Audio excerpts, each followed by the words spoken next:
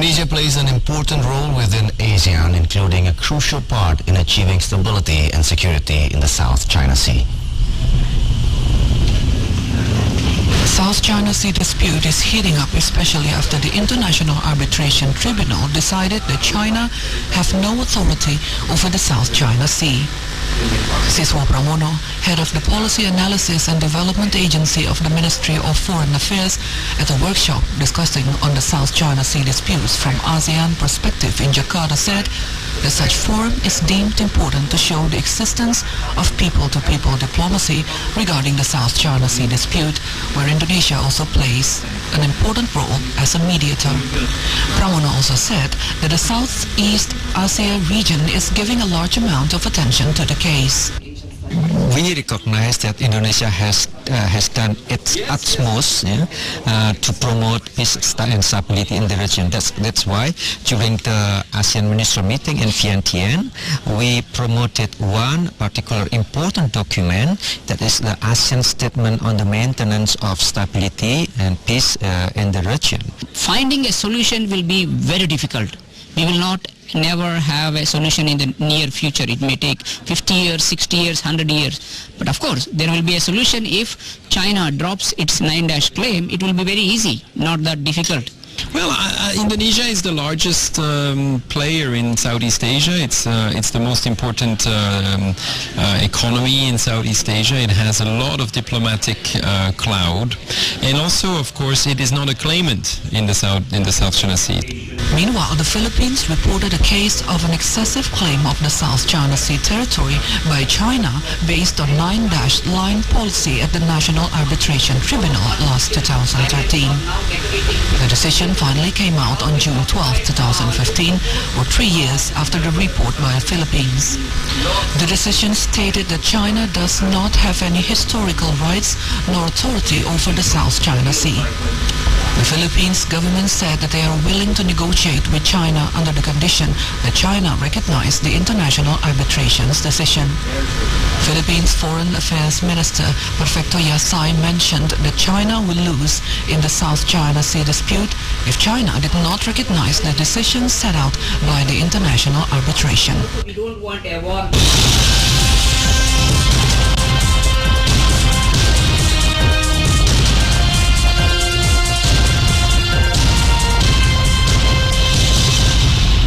Saudara, Indonesia mempunyai peran penting di ASEAN, khususnya dalam kestabilan dan keamanan permasalahan Laut Cina Selatan. Sengketa Laut Cina Selatan saat ini merupakan isu regional terumit yang di kawasan Asia Pasifik yang telah mengaitkan dua kekuatan, yakni Tiongkok dan Amerika Serikat. Problematika Laut Cina Selatan kian memanas, terlebih setelah Pengadilan Arbitrase Internasional memutuskan Tiongkok tak mempunyai hak kedaulatan atas Laut Cina Selatan. Dirjen Kementerian Luar Negeri RI Siswa Pramono pada workshop yang membahas pemecahan sengketa Laut Cina Selatan dalam perspektif ASEAN di Jakarta mengatakan, forum seperti ini sangat penting untuk menunjukkan adanya people-to-people diplomasi terkait permasalahan Laut Cina Selatan, di mana Indonesia sebagai negara yang berperan penting. Siswa Pramono juga mengatakan kawasan Asia, khususnya Asia Tenggara, sudah menaruh perhatian penuh dalam permasalahan perairan ini. Ya, kita sudah berbuat yang maksimal, saya kira ya, di Laut Cina Selatan ini. Misalnya kemarin pada saat AMM, ASEAN Ministerial Meeting di Vientiane, waktu itu kan banyak pihak yang kemudian berspekulasi mengharapkan adanya ASEAN Statement mengenai arbitrasi atau PCA. Nah, itu perlu diperhatikan bahwa dari awal ya, PCA itu ASEAN itu memandangnya sebagai proses bilateral antara Cina dan Filipina. Kunci utama adalah untuk menyelesaikan atau memanage masalah konflik Laut Cina Selatan adalah ASEAN. ASEAN itu harus memainkan peranan intinya, central role itu penting kuncinya. Nah, untuk itu ASEAN itu harus bersatu, mau atau tidak mau harus bersatu. Itu kuncinya. Kalau langkah pertama kalau ASEAN bersatu, bahwa tidak perlu kita membahas masing-masing klaim setiap negara, tapi yang penting itu kita bagaimana jaga perdamaian. Kita harus upaya bagaimana kita menghindari perang antara China dan antara para klaim negaranya. Sementara itu, Filipina melaporkan kasus klaim besar-besaran Tiongkok terhadap Laut Cina Selatan yang berdasarkan 9-dash line atau 9 garis putus di Pengadilan Arbitrase Internasional pada 2013 silam. Putusan menyatakan bahwa Tiongkok dianggap tidak memiliki hak atas historis atau wilayah Laut Cina Selatan. Pemerintah Filipina pun menyatakan bersedia negosiasi dengan Tiongkok dengan syarat negeri tirai bambu itu mengakui putusan dari Arbitrase Internasional.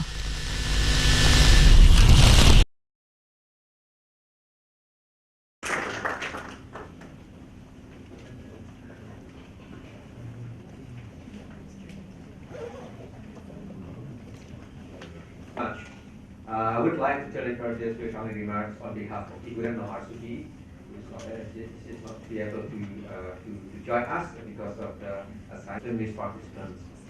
ASEAN Charter begins with the phrase, "We the people of the member states of ASEAN." And this morning we gather as the people, which makes up an important pillar of ASEAN community, the robust ASEAN engagement, but also the important actors and contributors of the daily life of ASEAN will affect our life and the life of our loved ones, let alone the problem at the scale of South China Sea. We in Southeast Asia, and the second high-level international workshop organized by the Center for Southeast Asian Studies. I hope that this workshop could attain its noble objective to help finding solutions for the South China Sea dispute countries, as well as the stakeholders who are concerned about these issues. I was informed that FIVE, as an independent institution with scholarly interest in Southeast Asia, we know that the studies has been focusing on 3 priority issues: maritime security in Southeast Asia, regional economic integration in Asia. With such an experience, I believe that this workshop will take occasion, allow me to confide my heartfelt appreciation to the Center for Southeast Asian Studies and those who are in this workshop. I know that you are all very busy, but as the people of ASEAN and the friends of ASEAN, we are all committed to have resolved challenges. I end my remarks in order to provide more room for us to discuss the topic of our meeting today. To conclude, I wish you all to have productive. Thank you.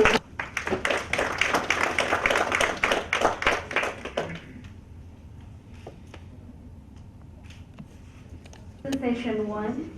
Please welcome the chair, Professor Anak Agung Bayu Perwita, PhD, Vice Rector of Student. Good morning, distinguished speaker, guests, and ladies and gentlemen. In this first session in South China Sea, and I do believe that there will be a lot of important developments in South China Sea in order to find, let's say, the best and peaceful solutions in this region. So in this session, Ima, she is the Executive Director of Center on my left, and then the second speaker to deliver her presentations, and I would like to allocate for each speaker around 20 minutes for them to deliver their presentations. And Ms. Ima, thank you very much.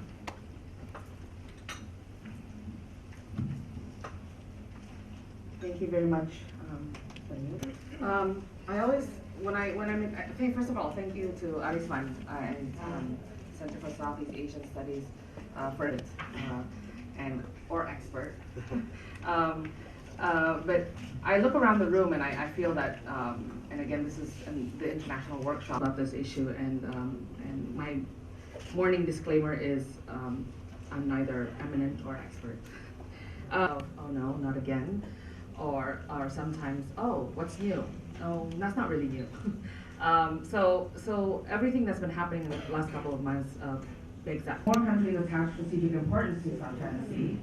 there's a growing possibility of clashes, emphasis on the plural. Moreover, the emergence of transnational security threats such as weapons, drugs, and people smuggling, environmental deterioration, piracy, and armed robberies at sea, and that the very fact that the South China Sea serves the delicate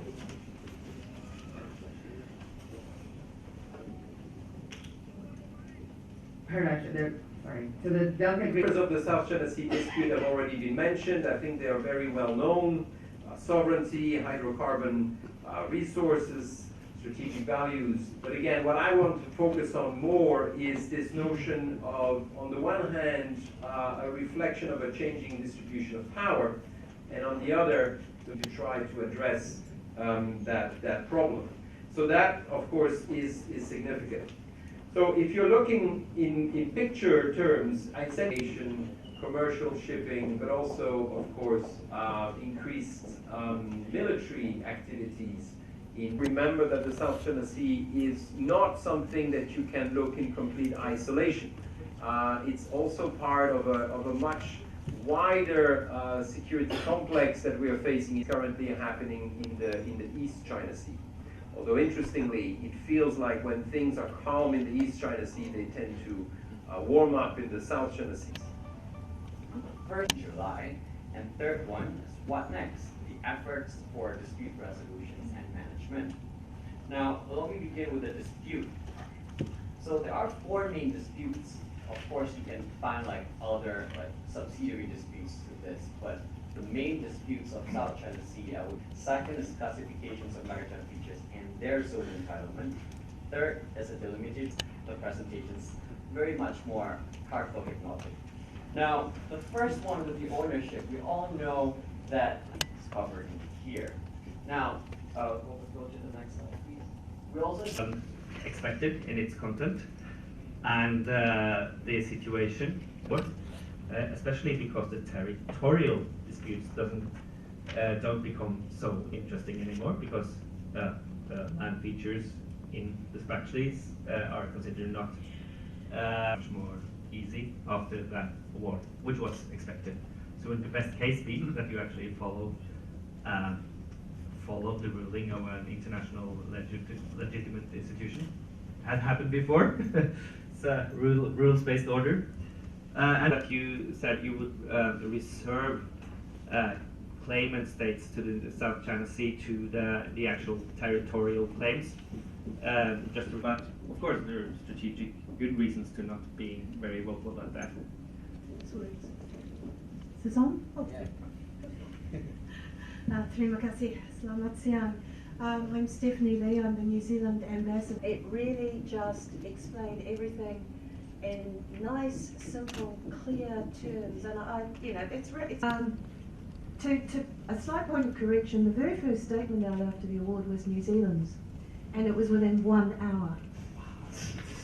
And people said to us, "Why did you put out a statement so quickly?" But luckily, we never have a major conflict or war. That is a very positive sign. I mean, we are very happy. Of course, there were some acts which led to the deaths in the 70s by China. But unfortunately, now we are living in a situation where we never have this unprecedented militarization in the Southeast Asia and especially the South China Seas. But China's rise is acceptable because China always claims that its rise is for peaceful purposes.